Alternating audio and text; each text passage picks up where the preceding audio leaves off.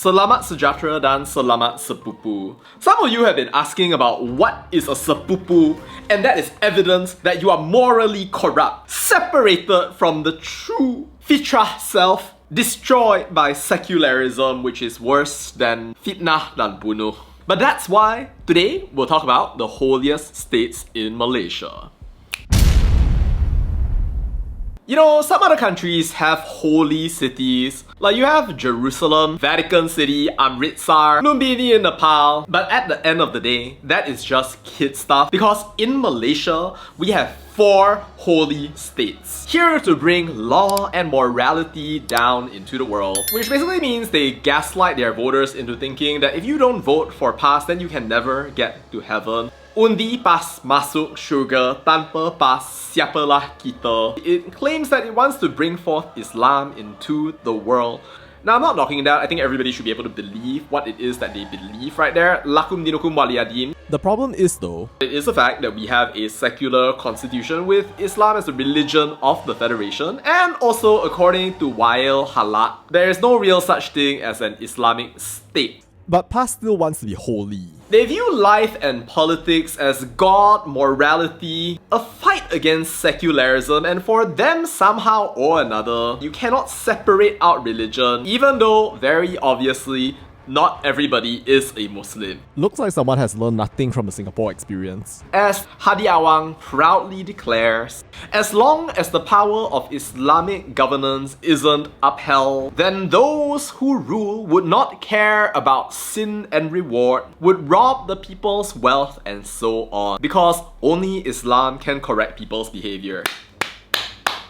I didn't know I needed a government and a religion I don't believe in to tell me how to behave properly. Oh golly gee whiz, you the wonders of morals. No corruption, no breach of trust. I guess all those cases I saw in the past, Like Amman Palestine, the Umrah scandal, and this new one right here, were fake after all. Thank you for that information. Jokes aside, PAS wants to be PAS for all. If you live in one of these 4 states, you too can experience some of the following wonderful things. People say that they are underdeveloped, they are horrible. Obviously, it's all propaganda, and even people out there like this possibly homosexual brother will happily welcome you into a world beyond propaganda. despite not understanding simple economics, it seems. No judi, absolutely no cinemas. No alcohol at a wedding even if you're a non-Muslim. No money to go to a concert, don't worry. People will help you pray for rain so it gets cancelled and nobody can go. Sometimes with unfortunate consequences. It's truly incredible. You know, the SG4 is so moral that I think that this actually requires me to do a pendidikan moral analysis. My pendidikan moral is not very good. I only got an A-. It was the lowest grade I ever got for my SPM. But I will try anyway because it is the subject that a horrible non-Muslim like me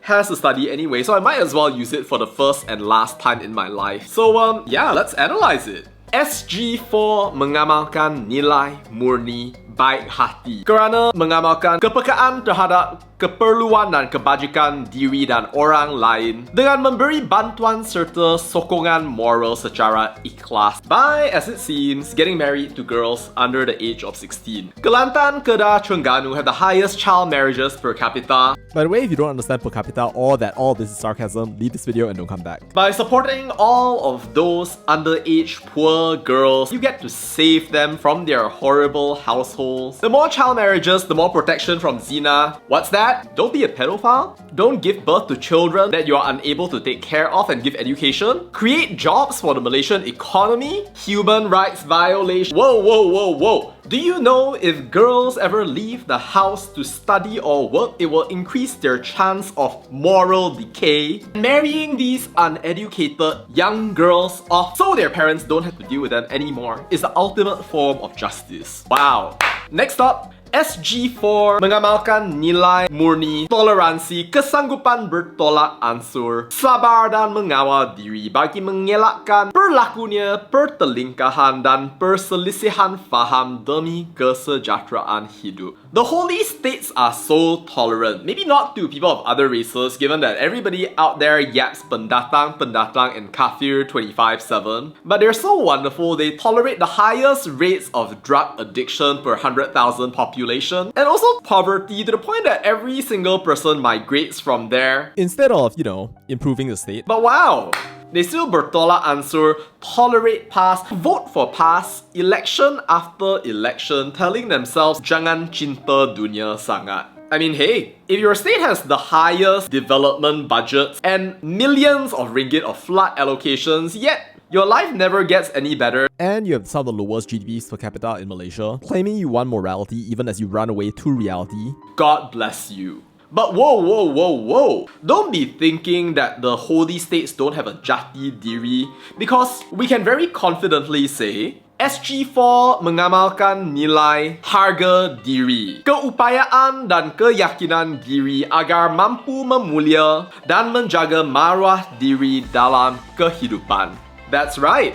As a member of a holy state, you belong to a large legacy of people who are excellent at protecting their reputations. For example, people in SG4 protect their reputations as the longest browsers of porn in the entirety of Malaysia. Oh, and while we're at that, you can also say that they have a lot of confidence to protect their maruah, because every time something goes wrong in their state, no money to buy milk powder, cannot send your kid to IPT, semua salah DAP. But last but not least, we come to the most important moral value shown by past states of every single one of them so far. Kerjasama. Kerajaan SG4 mengamalkan nilai kerjasama, iaitu melakukan sesuatu bersama-sama untuk kebaikan semua. SG4 always takes part in cooperation. Some allege, some not so allege, such as a kerjasama between Naquib and Hadi Awang to save the Rohingyas, kerjasama with Claire Rewcastle Brown by giving her 1.4 million ringgit, and oh yes, we can't forget the most important form of kerjasama, which is the kerjasama amongst past members to participate in fitnah, mohon maaf, Kanasu, collect from Tin Milo, Kanasu, jihad donation drive. Wow. But I find it so interesting though.